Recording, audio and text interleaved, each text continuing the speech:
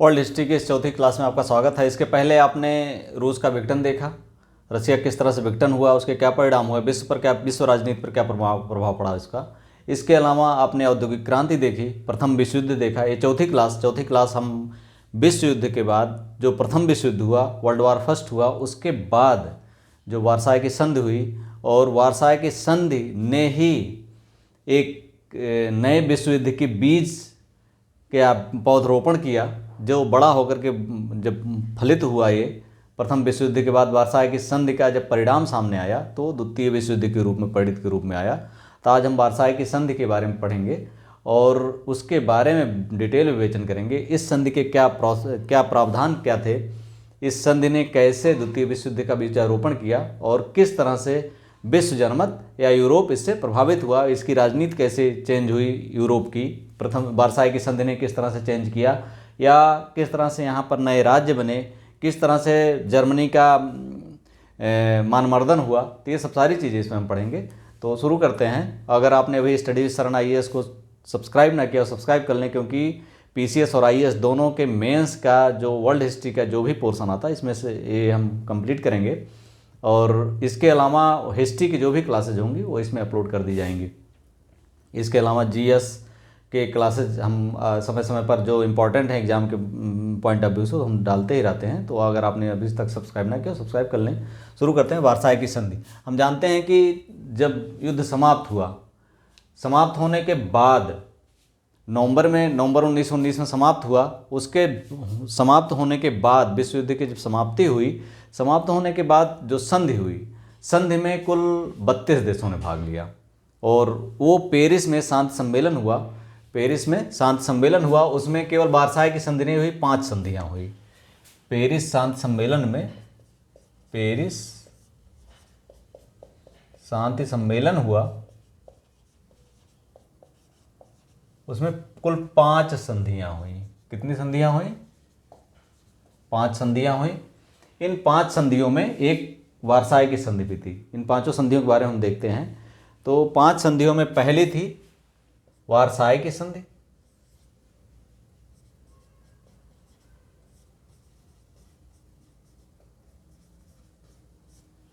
दूसरी थी Saint Germain की संधि, या सेंट जर्मन जो भी बोल लीजिए आप, सेंट जर्मन की संधि। तीसरी थी न्यूली की संधि।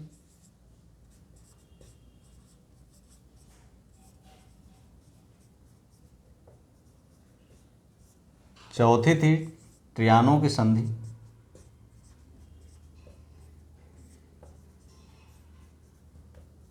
और 5वीं थी सेब्र की संधि। ये 5 संधियां हुई थी। पहली जो हुई थी ये जर्मनी के साथ हुई, दूसरी सेंट जर्मन की ऑस्ट्रिया के साथ हुई,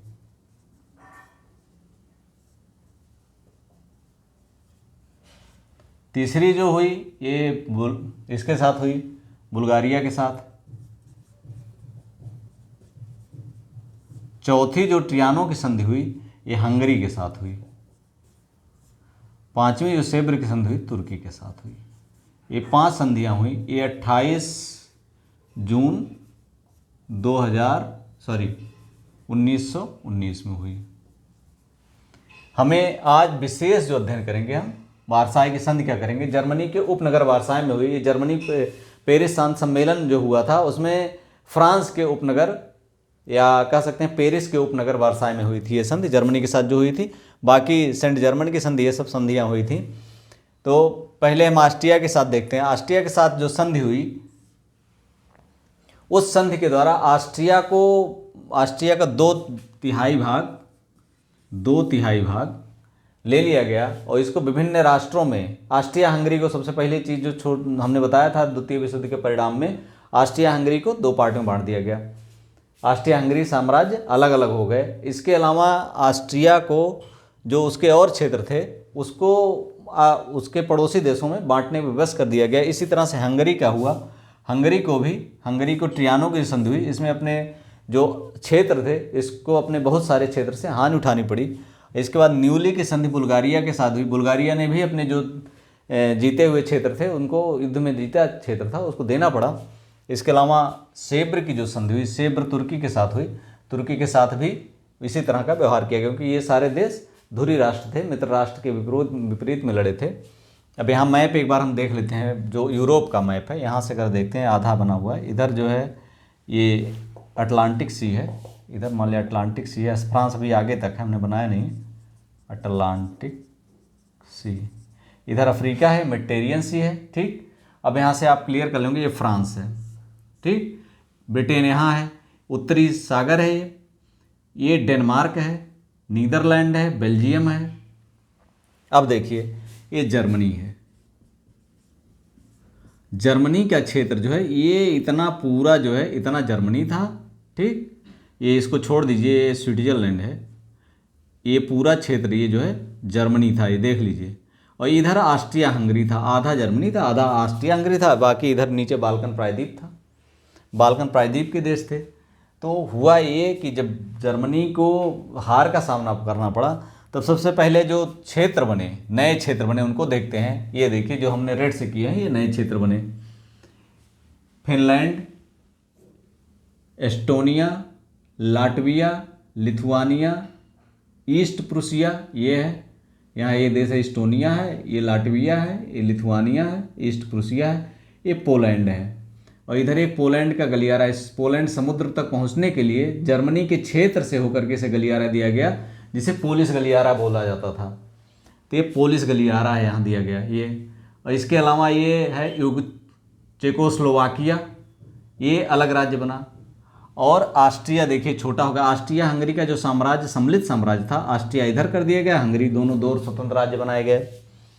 जो इधर बाल्कन प्रायद्वीप के राज्य थे, इधर ग्रीस तो मित्र राष्ट्रों की तरफ से था, बाकी क्षेत्र यूगोस्लाविया के रूप में स्वतंत्र हो गया, रोमानिया, बुल्गारिया, अल्बानिया, ये सब स्वतंत्र राज्य हो गए। तुर्की को हटा करके से क्षेत्रों को विभिन्न जो मित्र राष्ट्र थे इनको दे दिया गया और इसको छोटा सा राज्य तुर्की को बना दिया गया। तो ये किया गया।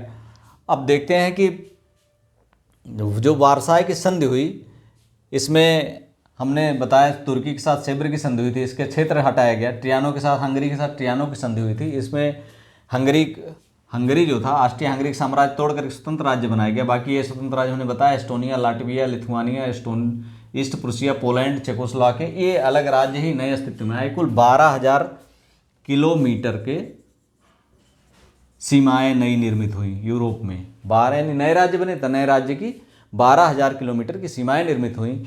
और इसके अलावा नए राज्यों से नई समस्याएं, सीमाओं की रखवाली के सुरक्षा व्यवस्था शुरू हुई। उसके बाद नई सीमाओं की वजह से बहुत सारे खर्चे बढ़ गए, उन सीमाओं की रक्षा कैसे की जाए। और उसके बाद जब पड़ोसी देशों में आपस में तनाव हुआ तो अलग अलग राज्य अपने अपने शस्त्रों की होड़ पुनः प्रारंभ हो गई। इस तरह से नई चीज़ें यूरोप में शुरू हो गई। वारसाई की संधि जो हुई 28 जून 1919 में जर्मनी के साथ की गई।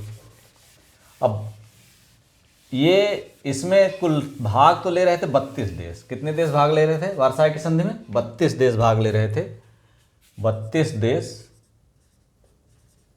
लेकिन जो शांति संधि की शर्तें तय कर रहे थे, जो देश शांति संधि की शर्तें तय कर रहे थे, वो केवल 3 थे।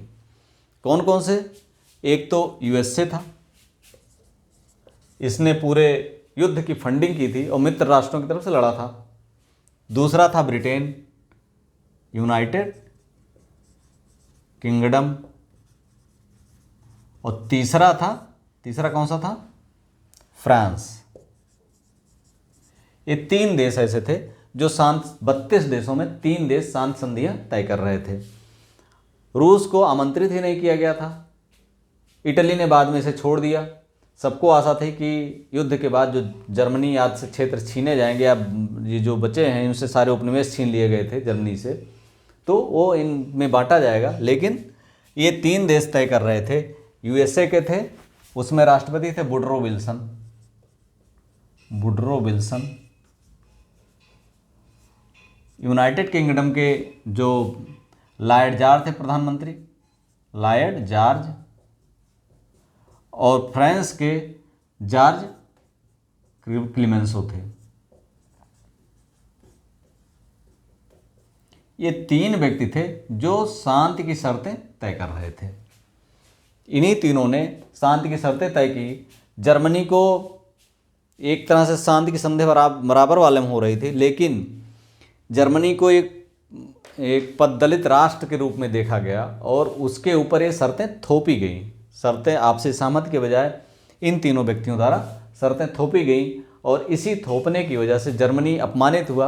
और अपमानित होने के कारण बाद में जब हिटलर ने वहाँ की जनता को राष्ट्रवाद को भड़काया और भड़काने के बाद जब वहाँ की जनता राष्ट्रवाद के रूप में राष्ट्रवाद अपने पुनः जो अपमान हुआ था उसकी स्थिति को वापस पाने का जब लालसा उसे हिटलर के रूप में दिखी, हिटलर के साथ पूरा देश खड़ा हुआ और द्वितीय विश्व युद्ध का कारण बना।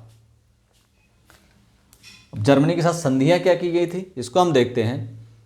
पहली बात यह हुआ कि जर्मनी का जो क्षेत्र था, अधिकतर क्षेत्र काट दिया गया। हमने बताया कि जर्मनी ये पूरा क्षेत्र यहाँ से यहाँ तक का पूरा क्षेत्र था, पोलैंड को दिया गया, पोलिस गलियारा उसमें बनाया गया। ठीक, जर्मनी के क्षेत्र को सीमित कर दिया गया। इधर जो है सार नामक कोयला क्षेत्र था, यहाँ पर सार कोयला क्षेत्र था, कोयला प्लस लोहा, ये फ्रांस को दे दिया गया 15 वर्षों के लिए। ठीक, दूसरी चीज अल्सास लोरेन प्रांत, अल्सास लोरेन प्रांत, ये 1870 में जर्मनी ने छीना था फ्रांस से, तो इसे पुनः फ्रांस को लौटा दिया गया, फ्रांस को दे दिया गया, दे दिया गया। पहला मान लिया इसको। दूसरा ये हुआ। तीसरा जो फ्रांस को दिया गया, इसके अलावा जो किया गया उसमें इसकी सेना 1 लाख तक कर दी गई, सेना 1 लाख तक सीमित कर दी गई।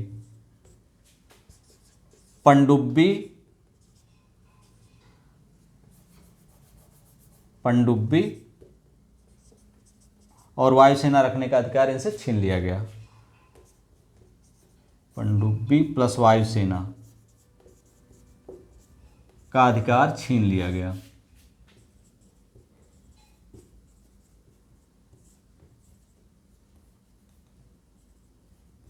छीन लिया गया। ठीक, इतनी चीजें की गई और जर्मनी को मित्र राष्ट्रों को की तरफ से या मित्र राष्ट्रों से युद्ध करने का दोषी पाया गया और इसकी वजह से इसे 6 अरब 50 करोड़ पाउंड का जुर्माना लगाया गया, जो बहुत भारी भरकम था। 6 अरब 50 करोड़ पाउंड। इसको मिटा देते हैं।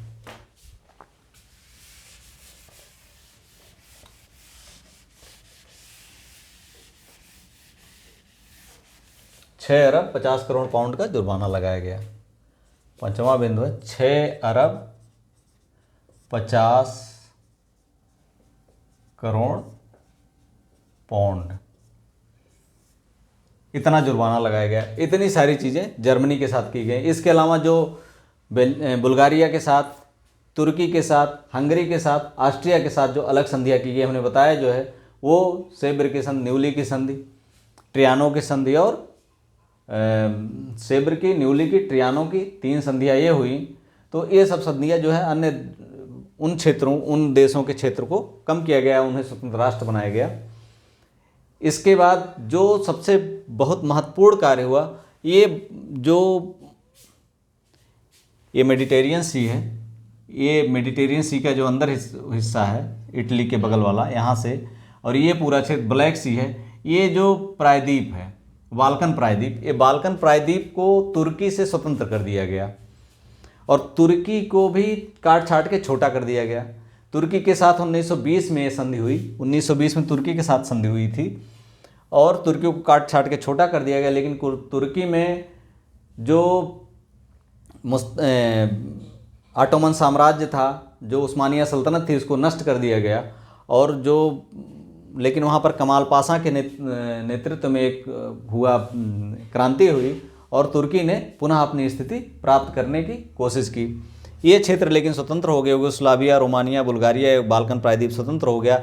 लेकिन जो जिस बाल्कन प्रायद्वीप की समस्या से रूस, जर्मनी, ऑस्ट्रिया हंगरी मिल करके उलझे थे, सर्बिया मिल करके, उन क्षेत्रों, उन्हीं बाल्कन प्रायद्वीप की समस्या ने अब पूरे यूरोप को घेर लिया, क्योंकि यहाँ से देख रहे हैं छोटी तमाम सारे देश की सीमाएं बनी और उन पूरा यूरोप पुनः एक विभीषिका से, युद्ध की विभीषिका की तरफ बढ़ने लगा। क्योंकि यहाँ जो क्षेत्र कब्जा करने की या क्षेत्र पर कब्जा करने की या क्षेत्र को हड़पने की जो प्रोसेस थी, वो प्रोसेस अब पूरे यूरोप में होने लगी। अलग अलग देश बने, एक दो छोटे छोटे क्षेत्र हड़पने की प्रक्रिया जो है ये चलने लगी और एक नया क्षेत्र, नया काम, एक नई दौड़ या शस्त्रास्त्रों की दौड़ शुरू हो गई। इसके अलावा एक नया चीज़ हुआ, इसमें नई चीज़ हुई, लीग ऑफ नेशंस का निर्माण। लीग ऑफ नेशन का निर्माण, ये वुडरो विल्सन जो अमेरिका के राष्ट्रपति थे, उनके दिमाग की उपज थी। उन्होंने 14 सूत्री एक कार्यक्रम रखा, 14 सूत्री फार्मूला दिया। इसके अनुसार उन्होंने स्वतंत्र राष्ट्रों का एक संघ बनाया जाना था। उसका काम ये देखना था कि स्वतंत्र राष्ट्र एक दूसरे पर आक्रमण ना करें या किसी देश पर आक्रमण ना करें, सशस्त्र विद्रोह ना करें। अगर ऐसा कोई करता है तो उस पर प्रतिबंधों से संबंधित एक प्रावधान था कि उस पर आर्थिक और राजनीतिक प्रतिबंध लगाए जाएं, आर्थिक और राजनीतिक प्रतिबंध लगाए जाएं, सैन्य कार्रवाई की जाए, सैन्य कार्रवाई की जाए। इसके अलावा इन जो स्वतंत्र राष्ट्रों का लीग ऑफ नेशंस बनेगा, उसमें जो मजदूर हैं, मजदूरों के कार्य के लिए, मजदूरों के, श्रमिकों के भविष्य के लिए, श्रमिकों के भविष्य के लिए ये राष्ट्र प्रतिबद्ध हों, राष्ट्र जो है प्रतिबद्ध हों। इससे इंटरनेशनल लेबर एसोसिएशन जैसी या अंतर्राष्ट्रीय श्रम संगठन जैसी संस्थाओं का उदय, जो हमने औद्योगिक क्रांति के बाद ही सुगबुगाहट थी, इन सब संगठनों का स्थापना हुई और हर देशों में, अलग अलग देशों में लेबर संगठन बने। उनके श्रमिकों के आज़ादी और उनके कार्यों के लिए, उनके कार्यों के लिए देशों ने प्रयास करना प्रारंभ किया। लेकिन ये बहुत कारगर लीग ऑफ नेशंस नहीं हुआ। जो वार्साय संधि के द्वारा इसका निर्माण हुआ था, उसी संधि के दौरान, तो बहुत कारगर इसलिए नहीं हुआ क्योंकि जो स्वतंत्र राष्ट्र थे, जैसे जर्मनी और रूस को इसमें शामिल ही नहीं किया गया, रूस प्लस जर्मनी को इसमें शामिल ही नहीं किया गया। भारत एक परतंत्र राष्ट्र था, भारत एक परतंत्र राष्ट्र था, लेकिन उसे स्वतंत्र रूप से शामिल किया गया। जिसके दिमाग की उपज थी ये, यूएसए के वुडरो विल्सन के दिमाग की उपज थी ये, लेकिन बाद में अमेरिका ने ही इसमें ना शामिल होने का फैसला किया। तो इससे बाद में जब लीग ऑफ नेशंस था, कई देशों ने एक दूसरे पर आक्रमण किया, तो लीग ऑफ नेशंस इसमें अप्रभावी साबित हुआ, क्योंकि अमेरिका की जो मंशा होती थी उसी अनुसार इसे कार्य करना, उसकी मुँहदेखी करने की वजह से ये मित्र राष्ट्रों या इन राष्ट्रों के हितों को ध्यान में रखते हुए इस लीग ऑफ नेशंस ने जब कार्य किया या उसी के अनुसार कदम उठाया, सख्त और नम्र कदम उसी के अनुसार उठाना इसने जब प्रारंभ किया, तो इसकी महत्ता अपने आप खत्म हो गई। हालांकि बाद में राष्ट्रसंघ का निर्माण के लिए ये एक मील का पत्थर साबित हुआ, लेकिन उस समय प्रथम विश्व युद्ध के बाद जो विश्व युद्ध रोकने की या तमाम तरह के युद्ध आक्रमण रोकने की इसकी प्रक्रिया थी, या इसका जो उद्देश्य बनाया गया था, ये लीग ऑफ नेशंस का, ये इसमें सफल नहीं हो पाया।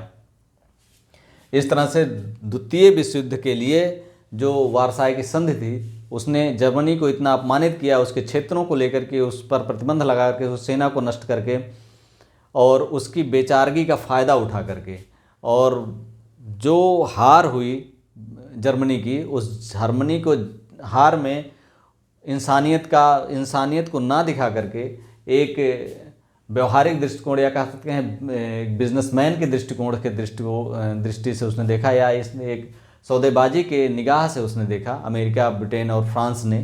और उसका नुकसान ये हुआ कि हिटलर जैसा व्यक्ति वहाँ पर जब आगे आया उसने राष्ट्रवाद के सुखद सपने जर्मनी को दिखाए और लोगों को आंदोलित किया, उत्तेजित किया कि वो अपने इस अपमान का बदला शेष विश्व से लें और पुनः एक विश्व युद्ध जो 1939 में शुरू हुआ एक विश्व युद्ध के रूप में, परिणित के रूप में ये आया। इसीलिए क्वेश्चन आता है कि सिद्ध करिए कि वार्साई की संधि में ही द्वितीय विश्व युद्ध के बीज छुपे हुए थे। तो इसी वजह से ये प्रश्न बार बार पूछा जाता है एग्जाम में कि विश्व युद्ध के बीज उसमें क्यों, कहाँ छुपे हुए हैं। इसको आपको विश्लेषण अगर करना हो तो आप आसानी से इसको, अगर इस क्लास को देखते हैं तो विश्लेषण कर सकते हैं।